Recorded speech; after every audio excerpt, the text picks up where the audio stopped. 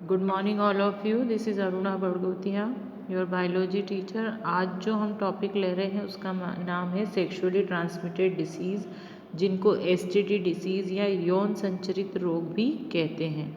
इसका कारण क्या होता है? यौन संचरित रोग का मुख्य कारण होता है यौन संबंधों में सुरक्षा का ना होना, या यौन संबंध यदि होते हैं या तब इन्हें सामूहिक रूप से यौन संचरित रोग कहा जाता है, जो सेक्स के माध्यम से होते हैं या सेक्सुअली ट्रांसमिटेड होते हैं। तो ये जो रोग होते हैं सामान्यतः जीवाणु, विषाणु या परजीवी के संचरण के कारण होते हैं। यदि किसी व्यक्ति को इस तरह का इन्फेक्शन है, वायरस का, बैक्टीरिया का या फिर फंगस का या फिर किसी परजीवी का अगर इन्फेक्शन होता है और वह यदि किसी दूसरे व्यक्ति के साथ संबंध स्थापित करता है, तब ये जो वायरस होते हैं या जो विषाणु होते हैं या बैक्टीरिया होते हैं या कवक जो होते हैं वो स्थानांतरित एक से दूसरे व्यक्ति में स्थानांतरित हो जाते हैं।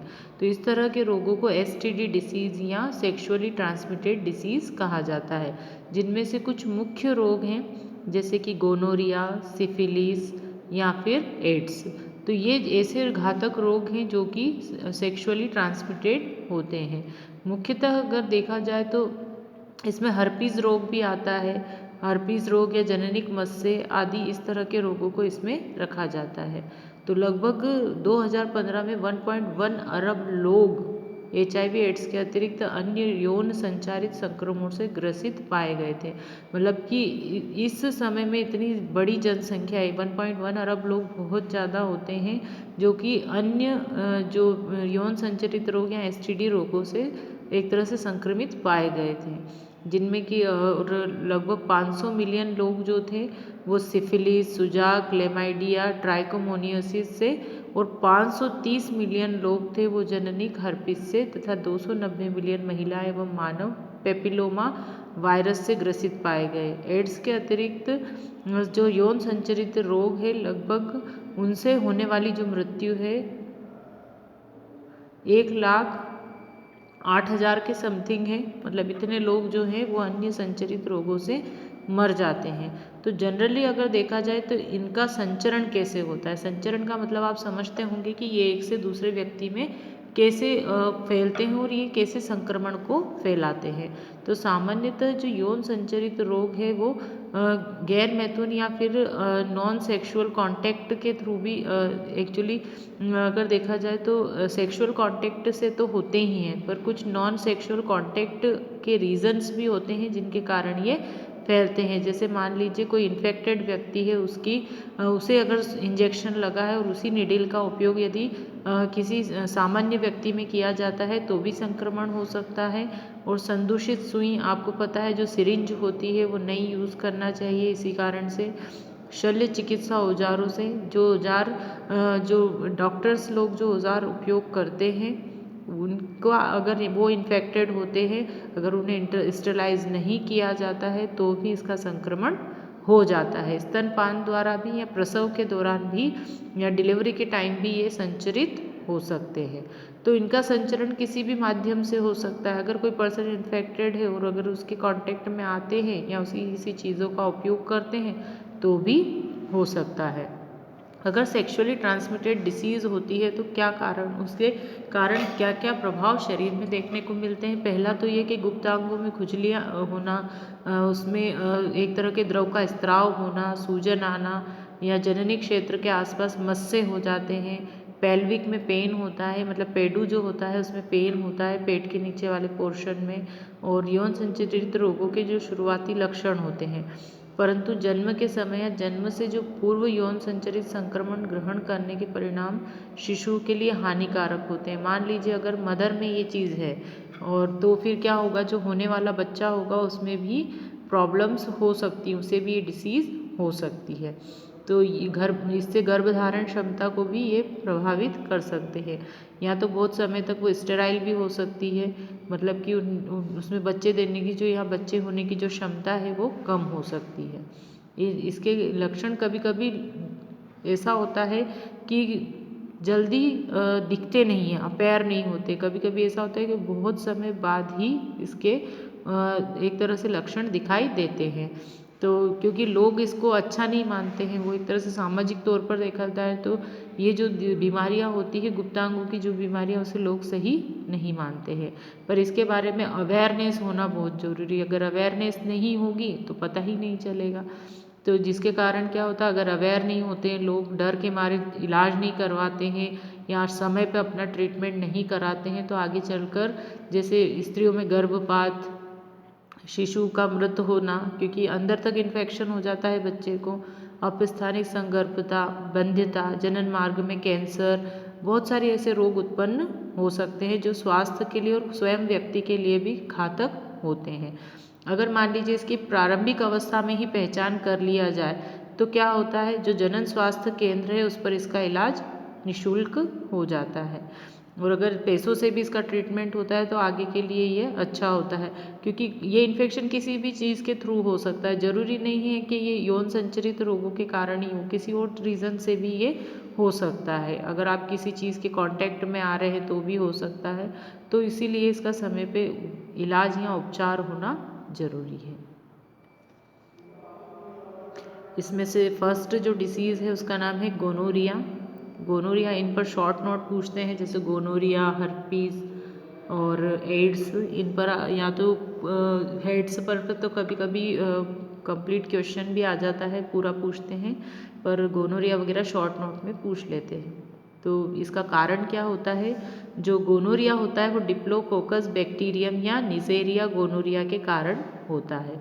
और ये कहाँ होता है, ये पुरुषों के मूत्र मार्ग या यूरेथ्रा में होता है या महिलाओं के मूत्र मार्ग में होता है। लगभग 2 से 5 दिन का इसका समय होता है, जिसके कारण क्या होता है, जो मूत्र जनन तंत्र है उसकी श्लेष्मिक झिल्ली जो आवरण होता है उस पर ये प्रभाव डालता है। तो ये लैंगिक संपर्क द्वारा ही होता है। अगर किसी मनुष्य को ये है और वो किसी से संबंध बनाता है तो उसके थ्रू ये फैल सकते हैं। तो एवं अथराइटिस, मादा बंध्यता को भी ये उत्पन्न करता है, मतलब गठिया बाई को ये उत्पन्न कर सकता है। बंध्यता मतलब कि ऐसी औरतों में फिर बच्चे देने की क्षमता कम हो जाती है, मतलब कि बच्चा पैदा करने की क्षमता भी कम हो जाती है। तो इस रोग के प्रभाव से माता के बच्चे प्राय नेत्र संक्रमण मतलब गोनोकोकल ऑप्थेल्मिया से पीड़ित होते हैं। अगर ऐसी महिलाओं को यदि बच्चे होते भी हैं तो वो बच्चे फिर क्या होते हैं, उनकी आंखें जो होती है वो प्रभावित या संक्रमित हो जाती है।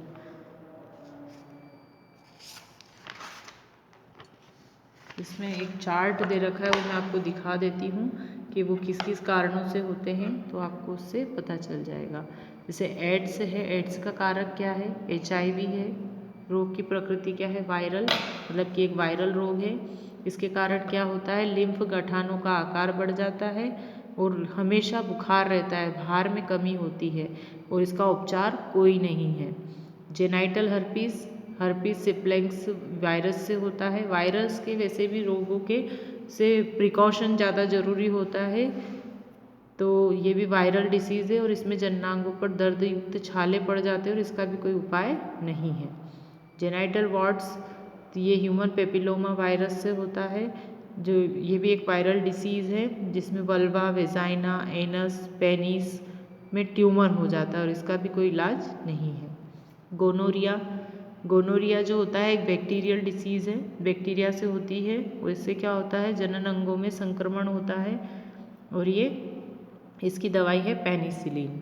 क्लेमाइडियसिस, ये क्लेमाइडिया ट्रैकोमैटिस से होता है, बैक्टीरियल डिसीज़ है, मतलब बैक्टीरिया के इन्फेक्शन से होती है और वेजाइना पर सफ़ेद कलर के चकत्ते पड़ जाते हैं और इसकी जो दवाई है या उपचार जो होता है निस्टेटिन द्वारा किया जाता है।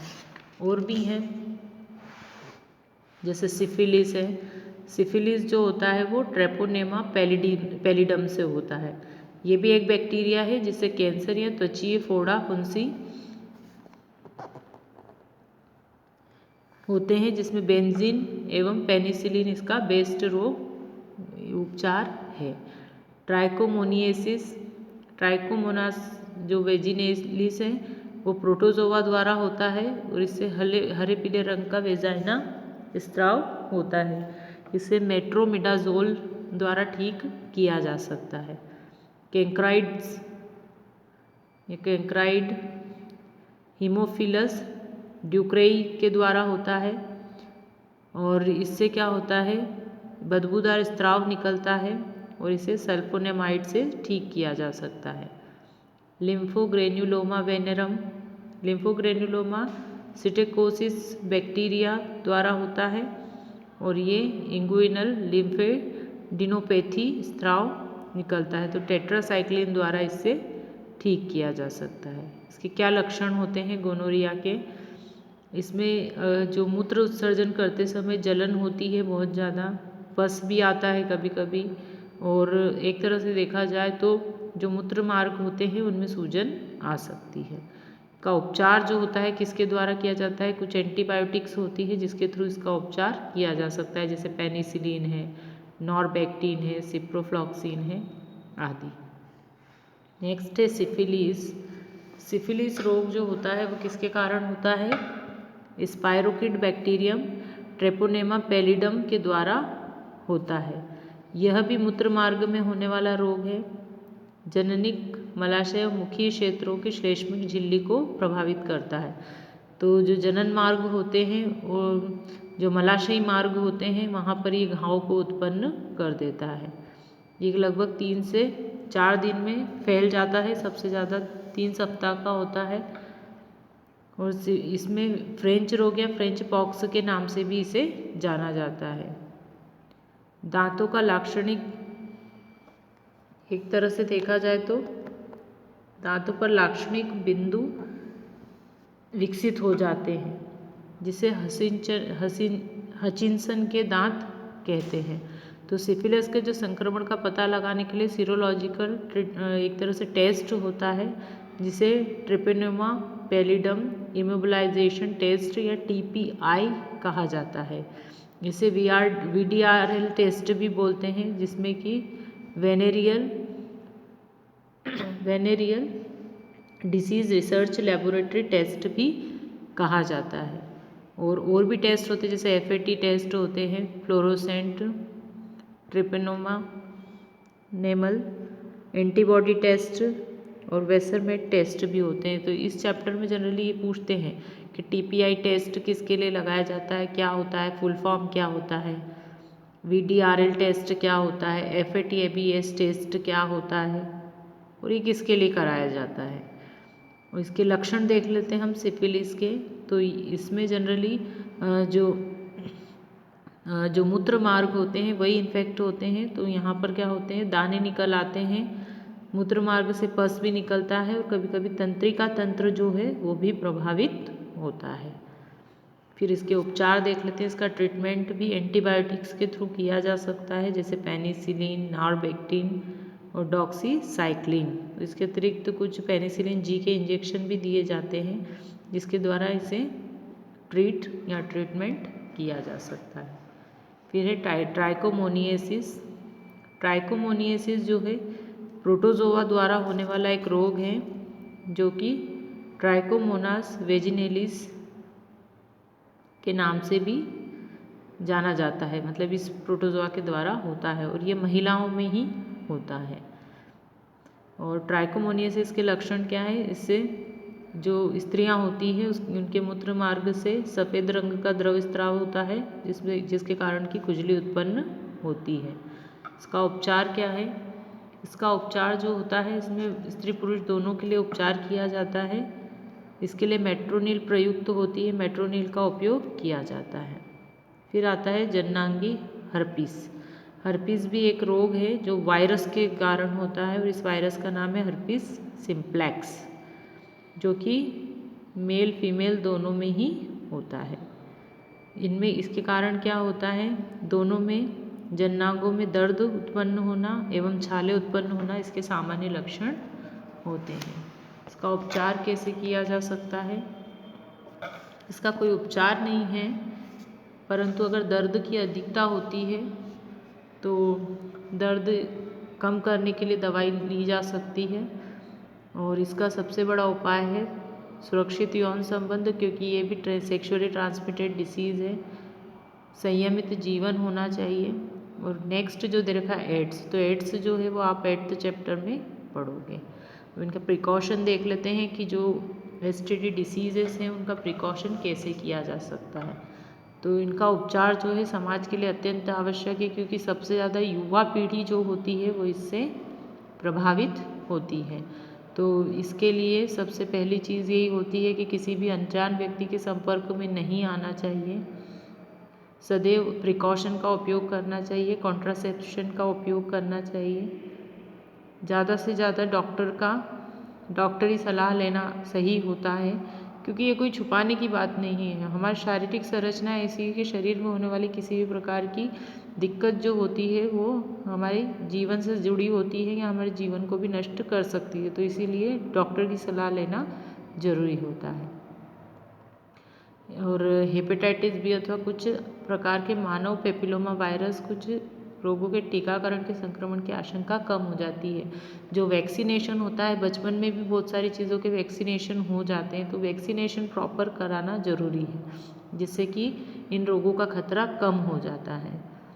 और इन रोगों के बारे में जानकारी होना चाहिए, अगर जानकारी होती है तो इन रोगों से बचा जा सकता है। साफ सिरिंज का उपयोग करना चाहिए, अगर हम कहीं जाते भी हैं और इंजेक्शन वगैरह लगवाते भी हैं तो उस समय सुरक्षित एवं साफ न्यू सिरिंज होना चाहिए। और डायग्नोसिस करवाते रहना चाहिए, मतलब कि जो जांचें होती है इससे संबंधित अगर कोई भी प्रभाव अगर दिखता है शरीर में तो जांच करवाना अति आवश्यक है। यही इनके उपाय हैं। तो यहाँ पर ये टॉपिक एंड हो गया है आपका। Thank you.